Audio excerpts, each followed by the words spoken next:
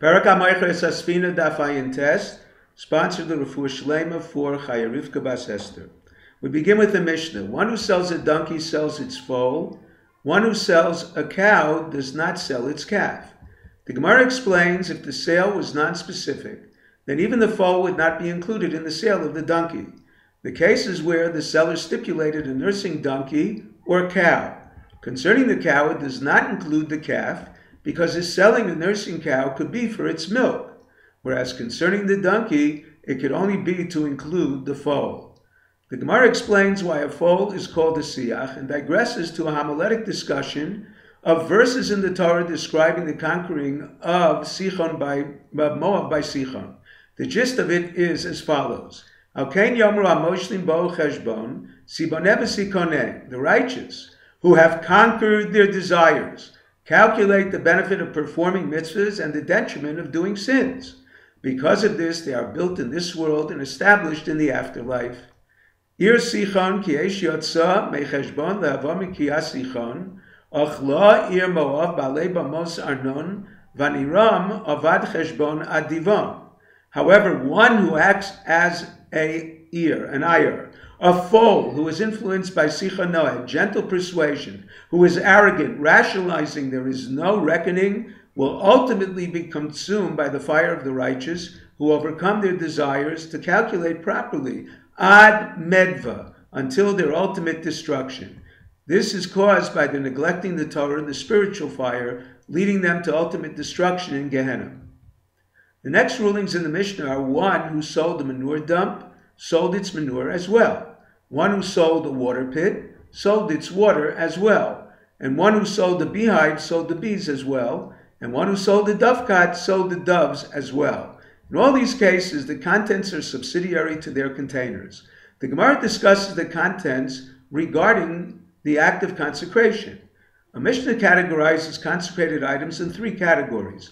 The highest level are items fit for the altar, such as unblemished animals, birds, wine, oil, that cannot be used for temple maintenance, or items fit for temple maintenance, such as precious metals used to make vessels, building materials, and water from a pit used to mix cement, not fit for the altar, or items fit for neither, such as manure, grasses, or a pit.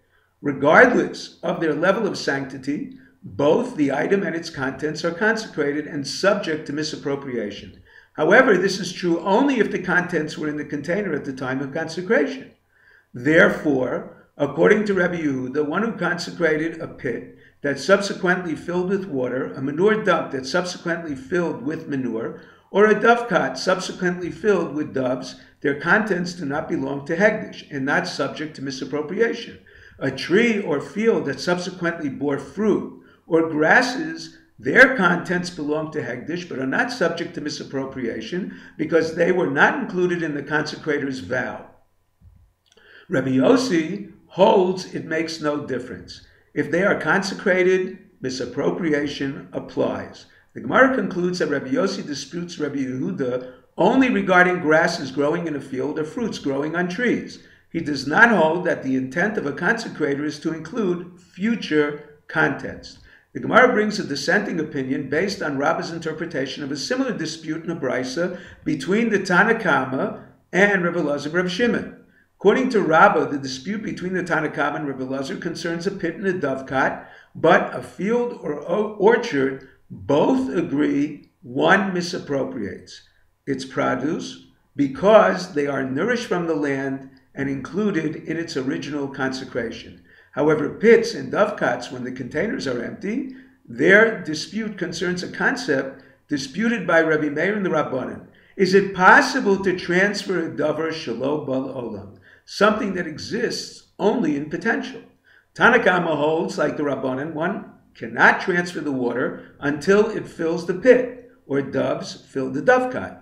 Rabbi Elazar holds, like Rabbi Meir, one can transfer water that as of yet did not flow into the pit. However, since Rabbi Meir holds only things avide de asu, likely to come, it refers to water in the consecrator's courtyard fixed to empty into the pit, or doves by way of another dovecot in the area. If there is water in the pit, Rabbi Eliezer holds like Rabbi Shimon. The laws of Hegdish are learned from common law, that one who sold the pit does not sell its water. Our Mishnah that states he did sell the water with the pit does not contradict this, because our Mishnah is a minority opinion of Rav Nosson. The Rashbam, however, decided in favor of Rav Nosson, and the Rambam decided against Rabbi Shimon. We do not learn the laws of Hegdish from common law. If you're enjoying Daf and 5, please click on the link below, subscribe, and become a sponsor. Moadim l'simcha.